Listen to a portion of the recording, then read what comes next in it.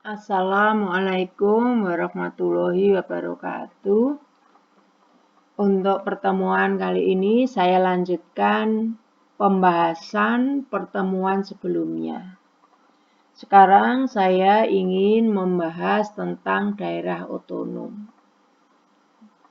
Apa itu daerah otonom?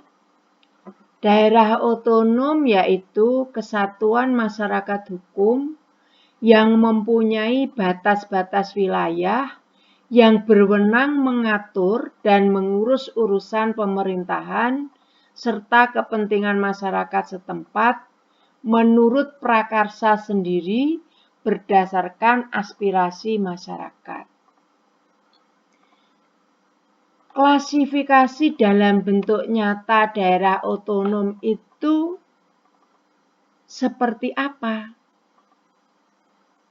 Daerah otonom yang dimaksudkan di dalam Undang-Undang Pemerintahan Daerah yaitu kabupaten dan kota. Namun demikian, juga ada daerah otonom khusus, seperti misalnya Papua. Dan juga ada daerah otonom istimewa. Contohnya misalnya daerah istimewa Yogyakarta dan daerah istimewa Aceh. Jadi hanya ada 2 daerah istimewa di Indonesia itu. Yang semuanya itu merupakan daerah otonom. Diberikan hak otonomi untuk mengatur rumah tangganya sesuai dengan kondisi masing-masing. Semuanya tadi dibentuk dan diberikan otonomi oleh pemerintah pusat berdasarkan undang-undang.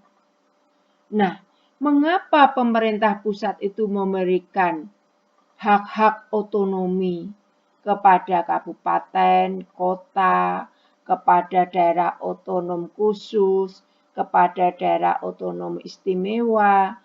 Semuanya didasarkan kepada sejarah dan asal-usulnya.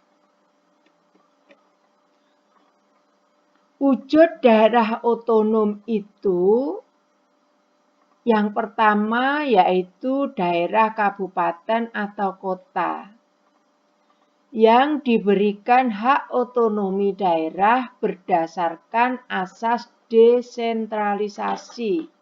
Yaitu asas yang pertama yang minggu lalu sudah saya jelaskan.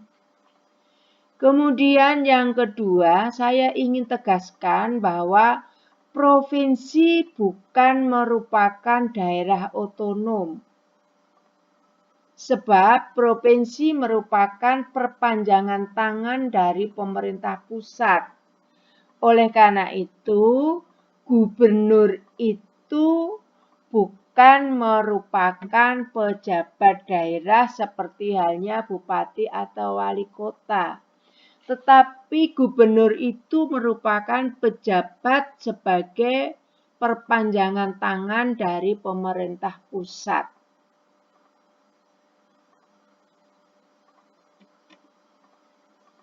Saya akan jelaskan di sini ada yang disebut dengan wilayah administratif. Wilayah administratif yaitu wilayah kerja perangkat pemerintah pusat, termasuk gubernur sebagai wakil pemerintah pusat, untuk menyelenggarakan urusan pemerintahan yang menjadi kewenangan pemerintah pusat di daerah. Dan wilayah kerja gubernur dan bupati atau wali kota dalam melaksanakan urusan pemerintahan umum di daerah. Secara real akan saya jelaskan begini, wilayah administratif itu. Provinsi, saya berikan contoh provinsi Jawa Tengah yang dipimpin oleh seorang gubernur, itu tidak memiliki wilayah geografi. Jadi gubernur itu hanya memiliki wilayah administratif. wilayah geografi Gubernur Jawa Tengah atau Provinsi Jawa Tengah itu ada di wilayah geografisnya Kota Semarang. Begitu juga dengan Provinsi Jawa Timur, itu wilayah geografinya berada di pemerintah Kota Surabaya. Dengan demikian, gubernur itu tidak memiliki wilayah geografi, tetapi hanya memiliki wilayah secara administratif saja.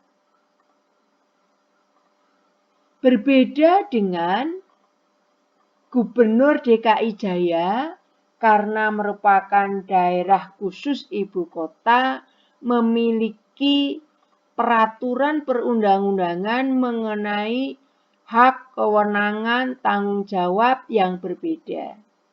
Jadi di DKI Jaya itu tidak ada wali kota yang memiliki geografi wilayah.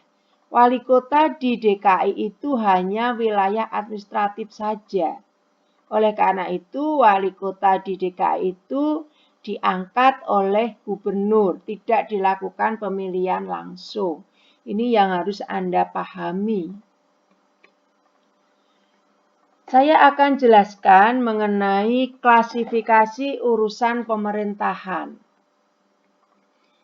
Yang pertama adalah urusan pemerintahan absolut, yaitu urusan pemerintahan yang sepenuhnya menjadi kewenangan pemerintah pusat.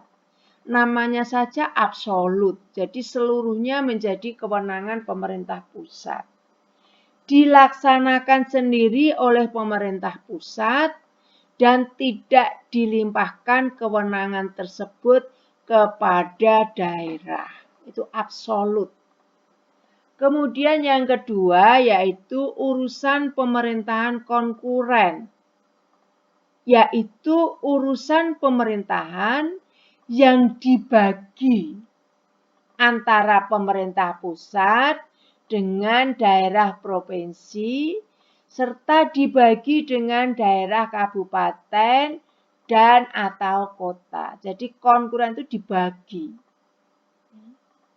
Kemudian yang ketiga adalah urusan pemerintahan umum, yaitu urusan pemerintahan yang menjadi kewenangan presiden sebagai kepala pemerintahan. Jadi presiden sebagai kepala pemerintahan itu hanya memiliki urusan pemerintahan secara umum. Urusan pemerintahan konkuren yang diserahkan kepada daerah, kabupaten atau kota menjadi dasar pelaksanaan otonomi daerah. Jadi begini perlu saya jelaskan. Kalau urusan pemerintahan absolut itu tidak dilimpahkan kewenangannya kepada siapapun, baik itu kepada provinsi atau kepada kabupaten atau kota. Nah, yang diberikan kepada daerah, kabupaten atau kota yaitu yang urusan pemerintahan konkuren. Nah, dasar otonomi daerah atau pemberian otonomi atau pelaksanaan otonomi daerah dari penyerahan pembagian urusan secara konkuren tersebut. Jadi perlu dipahami Anda semua bahwa urusan pemerintahan konkuren itu dibagi antara pusat, provinsi, dan kabupaten atau kota. Saya kira pada pertemuan kali ini saya cukupkan sekian. Terima kasih. Wassalamualaikum warahmatullahi wabarakatuh.